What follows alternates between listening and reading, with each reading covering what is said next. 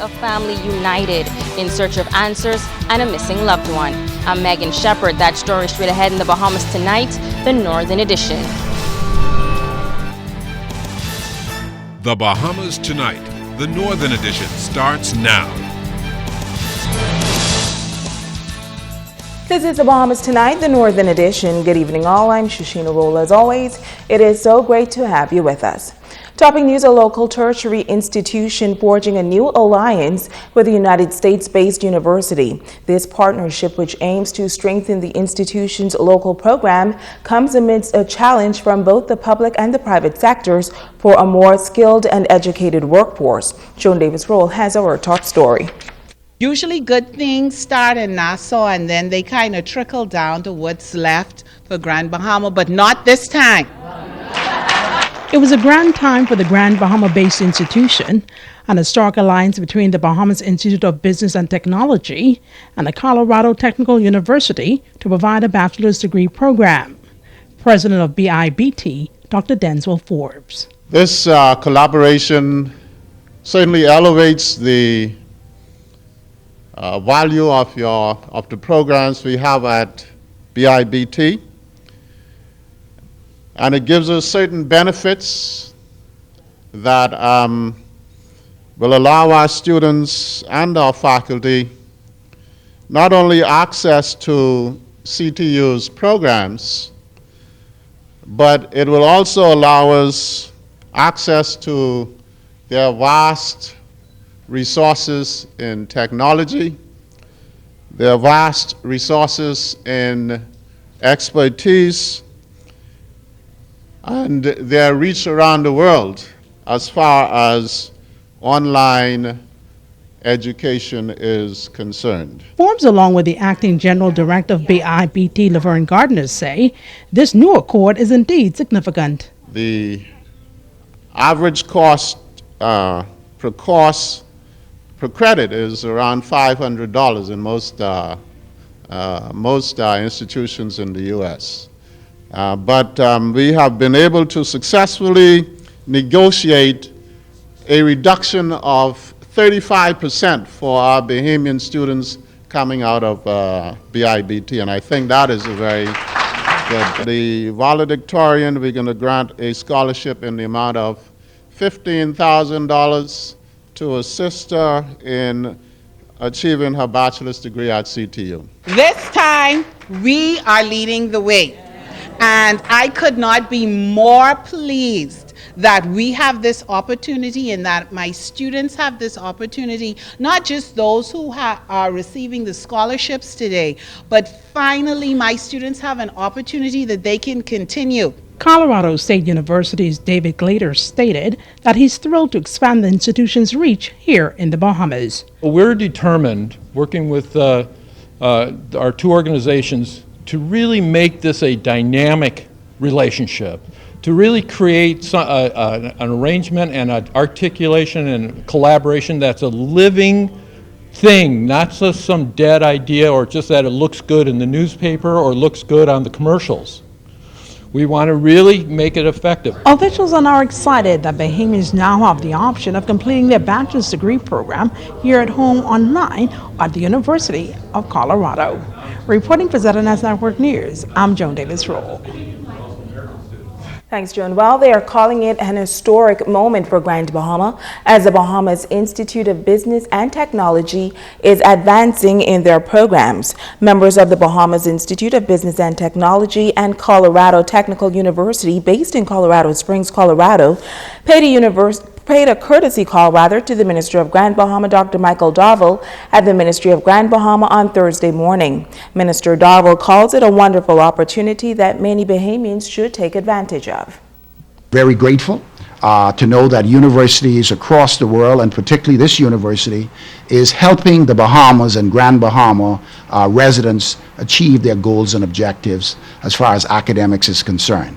And so today I'm very pleased to be a part of this meeting and to welcome the representatives from Colorado Technical University to the island of Grand Bahama and to let them know that their presence here will go a long way. I'm convinced that our students will capitalize on this opportunity.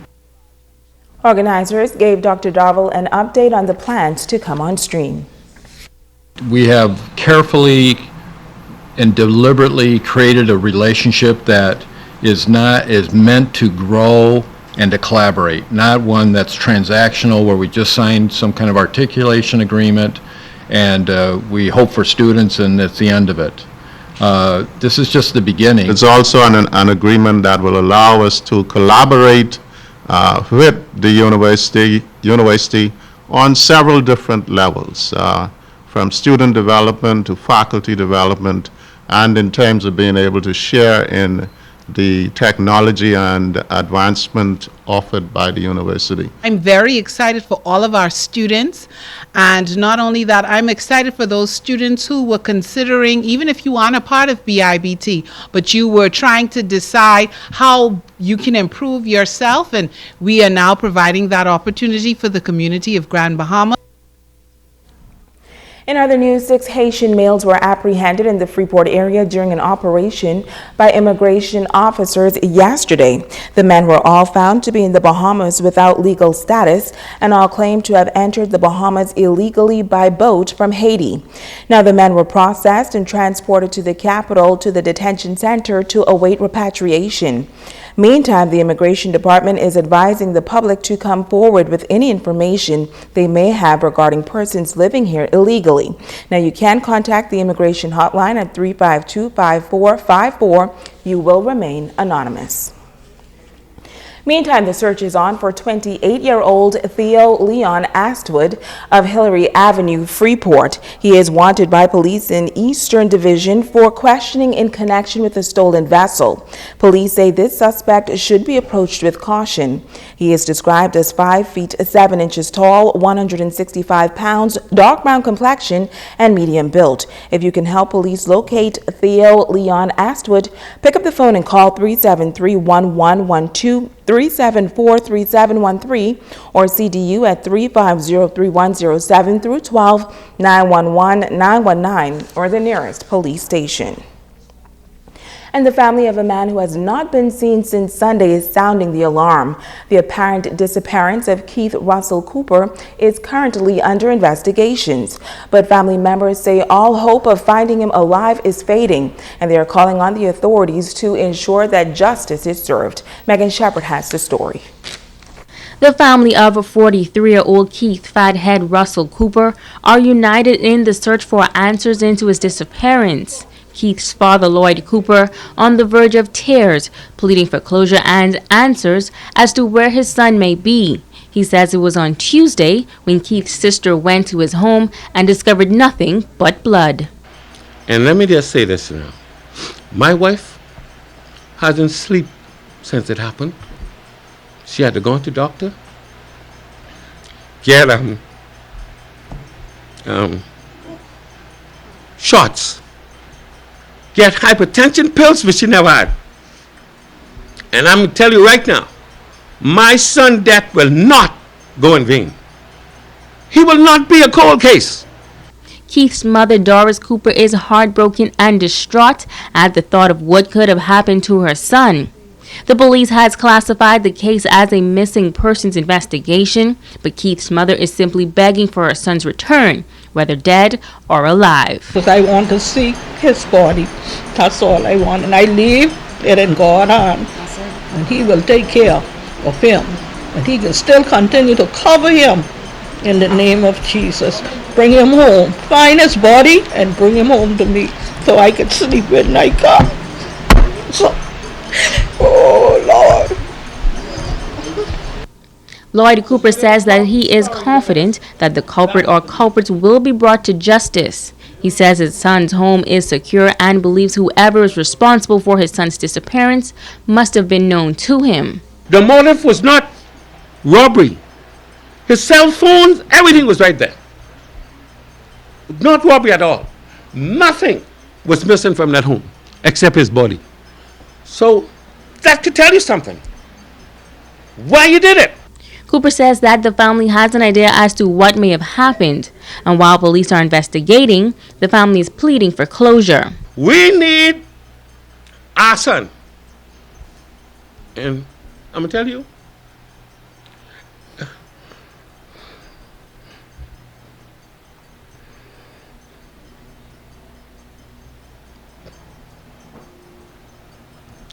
If they go in the rock, they will be found. Because his death will not go like the others. Because you don't go in a man's home. Kill him. Take his body. Dante McGregor, the mother of Keith's 15-year-old son, says they shared a good relationship and that they spoke every day. She says after Keith failed to return a call on Sunday, she knew something was wrong and insisted that his sister pay him a visit. She says his family and his children are troubled by his disappearance. Keith ain't no animal. He have children and he have people that love him. But the little that they knew, his family cared more than they thought. To know that if you did something to him, they would have known. And I want them to know that God don't sleep nor slumber. And justice will be served. Cooper's parents and loved ones are appealing to anyone with any information regarding his whereabouts to come forward. No information is considered too small or insignificant. Reporting for ZNS Network News, I'm Megan Shepard. Thanks, Megan. Well, ZNS News has learned that several persons are being questioned in connection with Cooper's disappearance. Stay with us. There's more news right after this. Bringing news that matters to you. You're watching the Bahamas Tonight Northern Edition. Welcome back. As police on Grand Bahama continue their investigations into the drowning of a 5-year-old boy in the Freeport area earlier this week, many say that tragic incident once again sheds light on the fact that many children do not know how to swim and may not be able to survive in and around water if the need arises. Director of the YMCA, Karen Pinder-Johnson, says because we live on an island that is surrounded by water, parents should make learning to swim a priority for their kids. For the past 5 to 10 years consecutively, we've had the misfortune of losing a child. Yes, and it's not just the Bahamas. Unfortunately, we're surrounded by water, but it's throughout the world. Persons just don't introduce their children to water at an early age. And then, Bahamians have this thing, they don't swim in the winter. But to be a good swimmer, you got to be consistent. It's not a 5-lesson deal that, oh, my child knows how to float. No, you got to be consistent. Now, she says teaching a child how to swim can be difficult, but she notes that the key is to get them comfortable with the feel of water on their face, such as giving them showers and allowing them to blow bubbles in the bath water in your presence. Get them in the water and teach them the basic water, the introductory to water, just to understand the safety part of it, where you don't go to the water unless an adult is with you. And then secondly, how to swim, what to do. And now it's time to ask the doctor.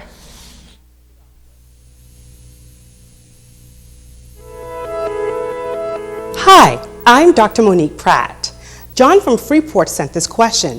When I travel, I sometimes suffer from a bad, upset stomach. Is this something I should be concerned about? What you are describing, John, could be a condition that we refer to as traveler's diarrhea. Thanks for such a timely question, especially since many Bahamians travel during these summer months. Traveler's diarrhea can be the result of a visit to a place where the climate, social conditions, or sanitary standards and practices are different from yours at home. It usually begins abruptly during your trip or shortly after you return home. Most cases improve within 1 to 2 days without treatment and clear up completely within a week. However, you can have multiple episodes during one trip. The most common signs and symptoms are sudden onset of passage of 3 or more loose stools daily, an urgent need to have a bowel movement, stomach cramps, nausea and vomiting, and fever. In the majority of cases, traveler diarrhea clears up in a few days, but if it doesn't, it's time to see a doctor. I'm Dr. Monique Pratt, and this has been Ask the Doctor. Stay with us. Sabrina Brown has a check on sports when we return.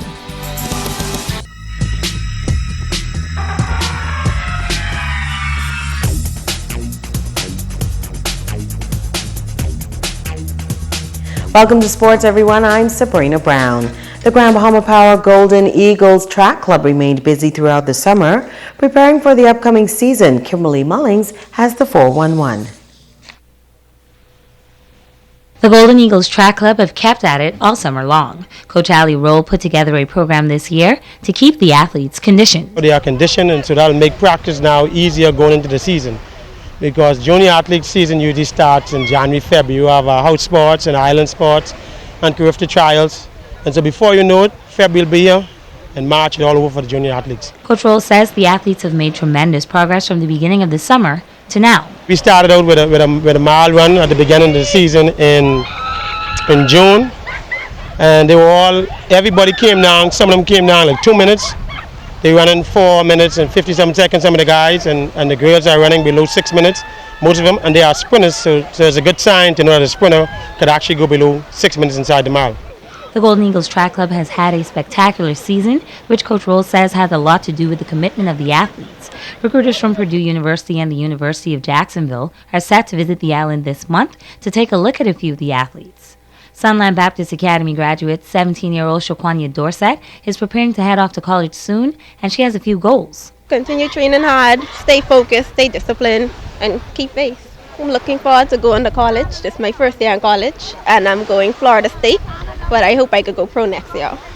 Tabernacle Baptist Academy graduate LaShanya Nemore made plans to attend Coffeyville Community College in Kansas. I'm going to a junior college first 2 years, and I'm taking up sports management, and I'm looking to get my bachelor's, and after I graduate, head to a university. Of course, we wish the athletes all the best. Kimberly Mullings, ZNS Total Sports. Thanks, Kimberly. The Grand Bahama Power Sports Festival included a series of coaches and players clinics, and spending the baseball weekend was Elysia. Former Major League Baseball player Elysia congratulated all the parents, managers, coaches, and players on a competitive weekend of baseball and told the players to work hard, and noted the 3 Ds of the game: dedication, desire, and discipline. He was impressed with the ballpark and play of the kids. The intent is to keep them motivated and playing baseball. First of all, I want to say that the facilities are improving tremendously. I think I came here 2 years ago, and it's totally different ballpark than I saw 2 years ago. In terms of the play, incredible talent. Every kid is able to throw the baseball well. Obviously, the speed is natural. I'll foresee in the near future a lot of players from this island becoming professional ball players, because the talent is here now, and I can see the passion that the parents have. I see the passion the coaches show on the field teaching these kids, and it's incredible to see. I'm really happy that I came. I'm part of this group. Baseball is universal and at all levels helps in the development of young people with great possibilities. Louis said between the lines is powerful.